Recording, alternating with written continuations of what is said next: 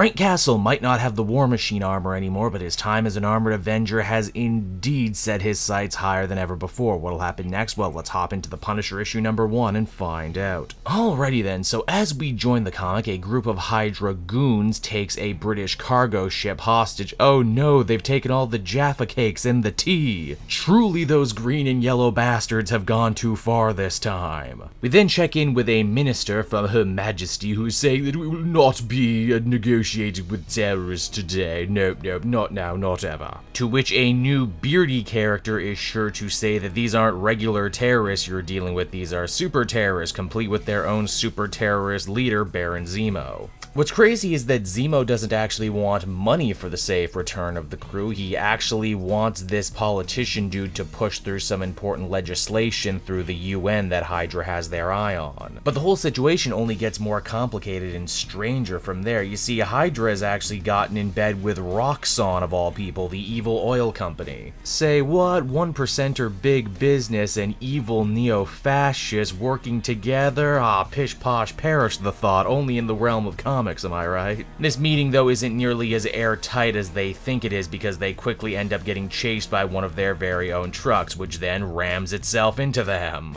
Yes, it would seem ever since their last run-in at the end of the previous Punisher series, Frank has had a major narc on for Hydra and especially Baron Zemo, with plenty of good reason. But I don't even think Frank can fully grasp what the villains are playing at right here. From there, we get to see Zemo having himself a little meeting with Dario Agger, the Minotaur villain and president of Roxxon, who tells him that they're gathering all sorts of support from China, Russia, North Korea, Canada, you know, all the bad nations. And that they have very big plans for Bagalia, aka that nation that Zemo kind of sort of rules sometimes when writers remember that he rules it. This new axis of evil also shows that they are absolutely not afraid to play very dirty and in some cases very violent politics when it comes to getting what they need. Now, what might end up throwing a major wrench into the bad guys' plans is the Punisher following their trucks back to the storehouse where they're stockpiling a ton of dangerous weapons, both practical and science fiction, including a frickin' tank, which you just know the Punisher is more than happy to take for a little spin.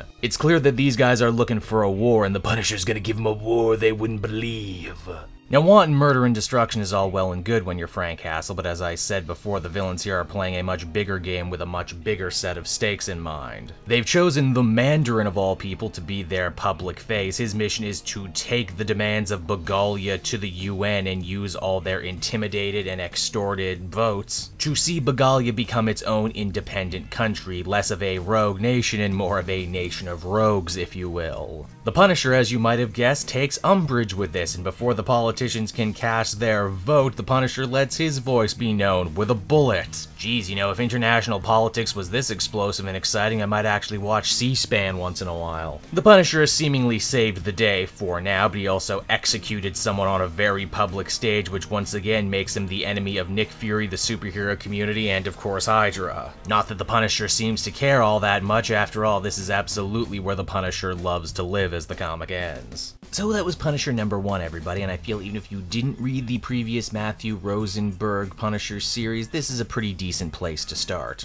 I dig the idea of Frank vowing to go after a different class of criminal, no more gangbangers and drug dealers when so much evil's being done in the public stage, so out in the open. Even though to do so he knows full well will bring in a whole different type of repercussion. This book is also one of the few Marvel books right now that is carrying the mature audience stickers, and they definitely live up to it with much more blood and gore than you might expect from any other book. My only real complaint is that it's perhaps a bit slow to start as they set up this whole new axis of evil thing, but once it starts rolling, it gets pretty good. Overall, I'd give it a 7.5 out of 10. Hey there everyone, it's your old pal Cape Joel, and I want to thank you so much for watching to the end of the video. I hope you enjoyed it, and if you did, why not check out some of these other videos I have available from the channel. Then you can follow me on Twitter and Facebook at Cape Joel, so you're always up to speed on what I'm doing next. And hey, if you're in the market for some comic book trades of your own, might I recommend using my book depository link down in the description. Not only will you get an amazing deal by not having to pay any shipping and handling, but everything you buy via my specific link